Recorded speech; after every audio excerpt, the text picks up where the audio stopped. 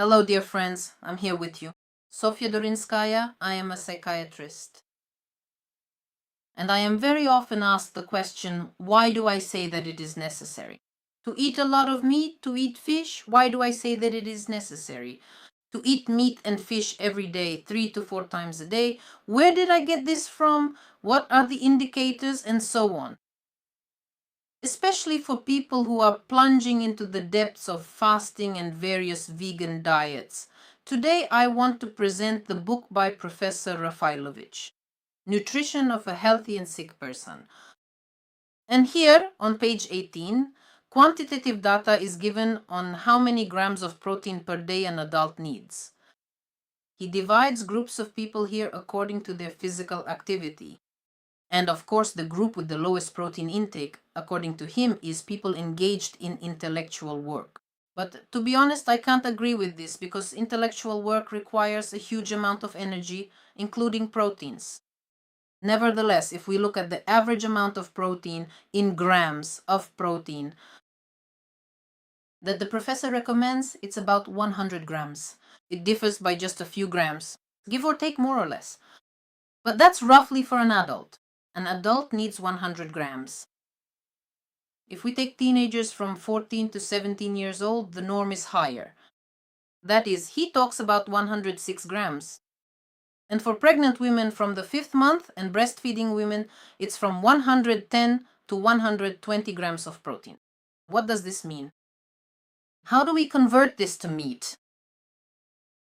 It is a well-established fact that lean, skinless, and boneless chicken breast meat typically contains approximately 20% high-quality protein.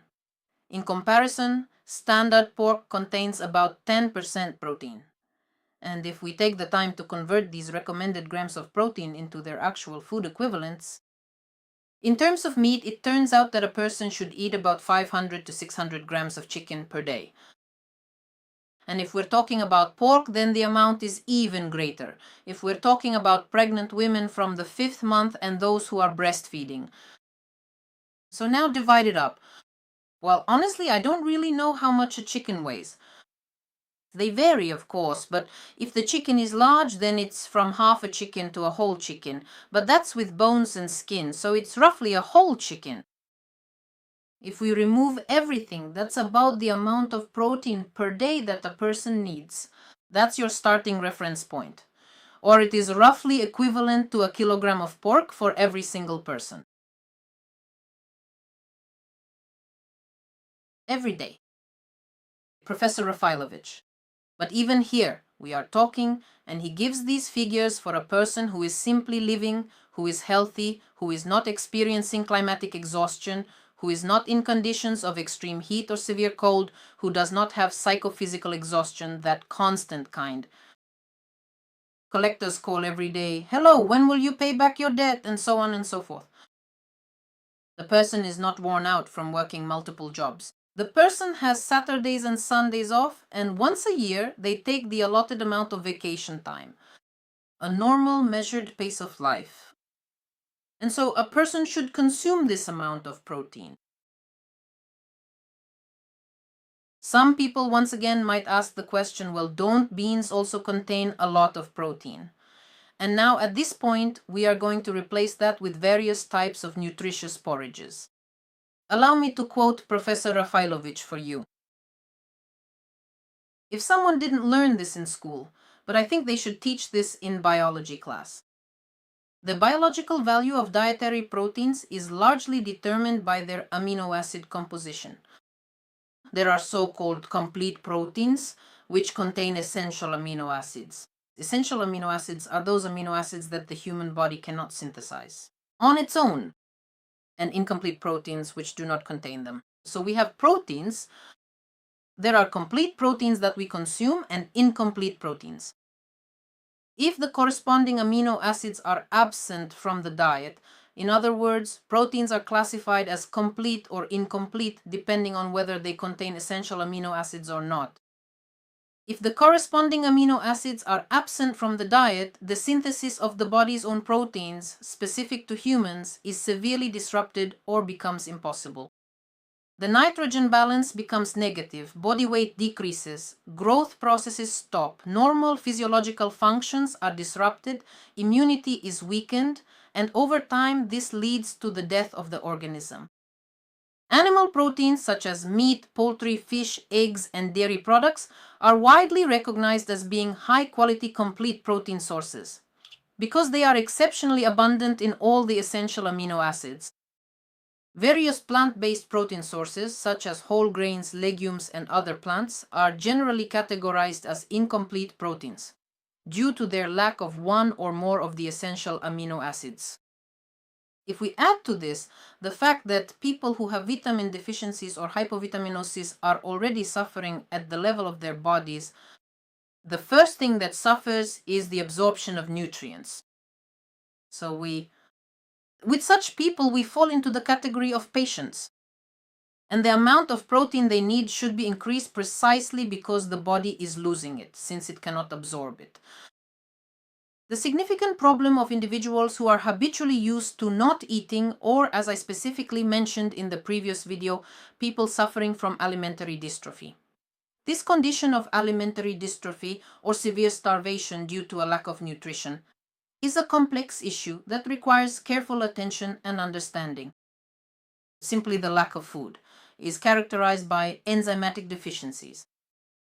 A person does not have enough hydrochloric acid, nor pancreatic secretions, nor liver secretions, that is bile, to digest the amount of food that is needed. When it came to rehabilitating people during the Great Patriotic War, for example, in besieged Leningrad, and as I mentioned in the previous video, I cited data from the book Issues of Pediatrics in the Days of the Leningrad Blockade. Here it is described how they solved this problem. In the past, both hydrochloric acid and bile were available in capsules for medical purposes. They were simply sealed in a capsule and given to people. Now, I don't know if such things exist. Pancreatic enzymes are available, but as for everything else, I don't know whether it's sold now or not. But when a person hasn't eaten for a long time, of course, the next day it's necessary to consume the required amount of protein food. It's extremely difficult for them. Precisely because of enzymatic deficiencies, the body simply doesn't have the resources to digest the necessary amount of meat. And here I think there is work here for nutritionists. Specifically, how to restore a person's normal consumption of the amount of meat and protein they need, and how to ensure that vegans, so to speak, start eating properly. Because no matter how many comments I get written to me about how people who fast of all kinds and types started to feel good, but in this case, comments mean nothing. What matters are the data from those people who came to us to restore their health. Only this data can be considered reliable. And now I will simply read to you the diet of a person who came to us for help. So I eat 3 times a day. Breakfast is usually coffee with coffee creamer, half a mug of creamer, plus oatmeal porridge made with water, or 1 apple or 2 tangerines. Here you can understand that she adds an apple to this porridge, or he does. She adds an apple or 2 tangerines, or the person eats either porridge or an apple or 2 tangerines with coffee and creamer. That's breakfast. Then for lunch, the person eats, pay attention, green tea plus a small sandwich with butter or cheese. So again, it's just a small sandwich either with butter or with cheese, not even both together. Dinner. 3 fried beef patties, 150 grams, or a piece of baked chicken or pork, vegetables. Well, next comes broccoli, beets, cereals, grits, river, millet, salad, sauerkraut with onions and garlic. Dessert. Candy with tea or a small cake. Once a week, there is another person there, but this is not meat. Now let's see how this person feels. Constant lack of energy. I always want to lie down. It feels like I'm fading away. No ability to work at all. I only have enough strength to go to the store and cook food. Migraine.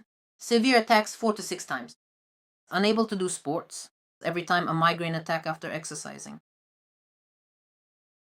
obsessive compulsive disorder. So you see, here's the fact. Here is a person, they eat, but they eat about the same way people were fed in concentration camps. You need to understand one simple thing. People die of starvation not when they eat nothing and only drink water. People die of starvation even when they eat something. But it's still starvation, guys. It's still starvation. And if a person continues like this, just as described in the test form, if a person simply keeps going like this, that person will die. And they will die of starvation. Even though this person eats once a day, 3 small beef patties, 150 grams, or a piece of baked chicken. I've just told you how much that is. So when it comes to protein, that's your reference point. The very next thing that I really wanted to show you here is a young child and exactly how he eats his food. This particular child is about 8 years old now, and he is a young boy. He eats often and a lot and is constantly hungry. He constantly snacks, eats a lot of sweets and unhealthy foods. Attention breakfast, omelette, fried eggs, cereal with milk, porridge. Dinner, soups, borscht. How much meat can you really find in soup? Well, how many pieces? That is, here is a person eating for lunch. In the morning, he was fed an omelette. How many? 2 eggs, probably. Dinner. Potatoes, fried curds, pasta, spaghetti, vermicelli, porridges begin. Rice, fish, fried or lightly salted, fried or boiled chicken, salads with oil or mayonnaise made from fresh or boiled vegetables. Snacks, buns, croutons, popcorn, peanuts, candies, chocolate, bagels, cookies, fruit. And as for this child, let me just remind you once again, the classification of alimentary dystrophies from the previous video. So we have a moderate degree of severity of alimentary dystrophy. How do children behave? There are pronounced neuropsychological symptoms. Children are irritable, sleep poorly, cry a lot, constantly feel hungry, and eat everything greedily. Here, these children are about 3 years old, and this boy is 8. So this boy was so irritable that the doctor, whom the mother visited because of his irritability, sincerely believing she was feeding her child properly, what did the doctor do? He prescribed him an antipsychotic. There you have it. This doctor, in general, regularly leaves his head in the drawer before coming to work, because it's a crime when you have a hungry child. You didn't even take a medical history. At 8 years old, he started to grow rapidly. The boy hit a growth spurt. Do you understand? Everyone is different. The boy, that's it. He started growing. He's hungry. He wants to eat. And he behaves inappropriately because he's hungry, because he's already at the second stage of nutritional dystrophy, the second degree of severity. And instead of taking a medical history, they prescribe this child not nutrition but antipsychotics. My friends, nutrition is the foundation of life. Nutrition with complete proteins. Meat and fish are sources of complete proteins. People who are growing, as well as pregnant and breastfeeding women, require an increased amount of protein. And for this boy, and for adults too, yes, this is your guideline. You should eat per day an amount equal to approximately 1 whole chicken, about 1 kilogram per person.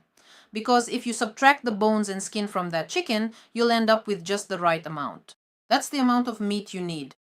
Or a pork tenderloin weighing about 1 kilogram or a bit more.